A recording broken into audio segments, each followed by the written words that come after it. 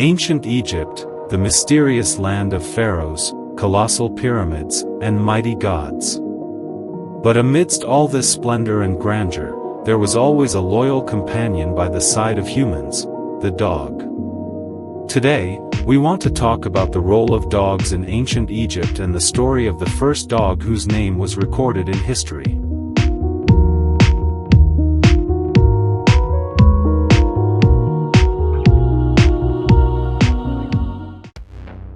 Deep within the history of ancient Egypt, dogs played a role far beyond that of a domestic animal.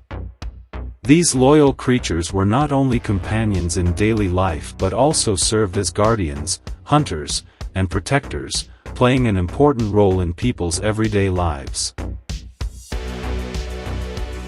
They were one of the significant animals present both in daily life and in the religious beliefs of the Egyptian people.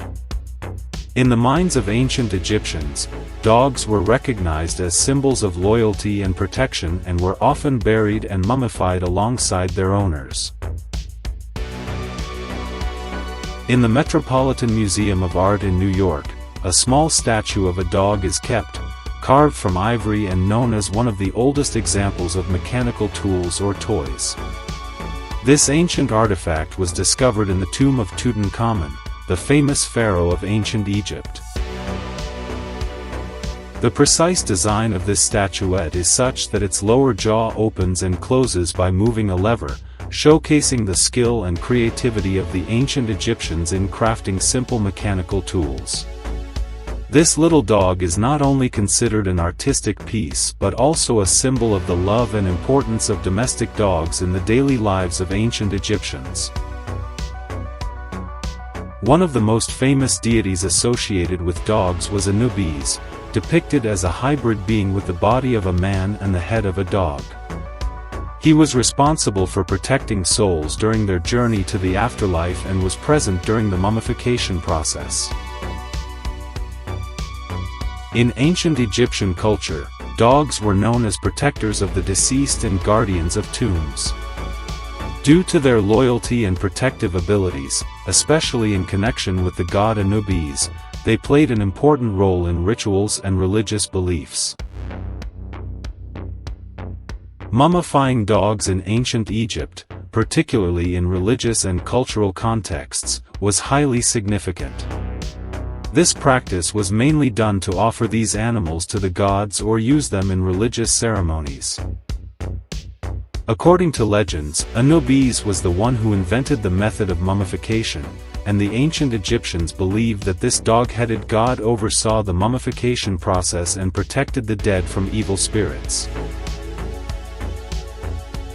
These images of mummified dogs likely show animals that were sacrificed and then mummified.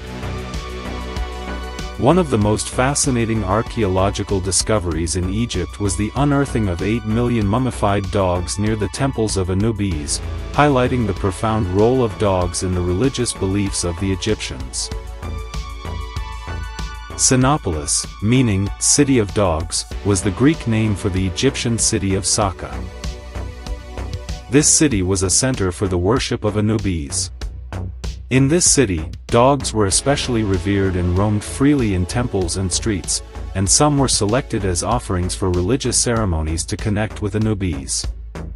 This underscores the deep importance of dogs in the culture and religion of ancient Egypt. Now it's time to meet Abu Tiv. One of the most captivating stories about dogs in ancient Egypt is the tale of Abu Tiv. What makes him unique is that he was buried in a special funeral ceremony. Abu Tiv was the first dog whose name was recorded in ancient inscriptions. Around 2345 to 2181 BCE, he was one of the guard dogs of an unknown pharaoh from the 6th dynasty.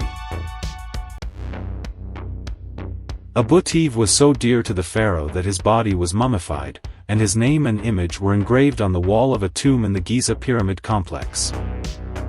In the inscription, Abu Tiv is described as the dog who was the guardian of His Majesty. The text engraved on the tomb wall reveals that Abu Tiv passed away before the pharaoh, and the funeral ceremony was carried out at the pharaoh's command. Thank you for being with me until this point. I suggest you also watch the end of the video, the first recorded male and female names in the world.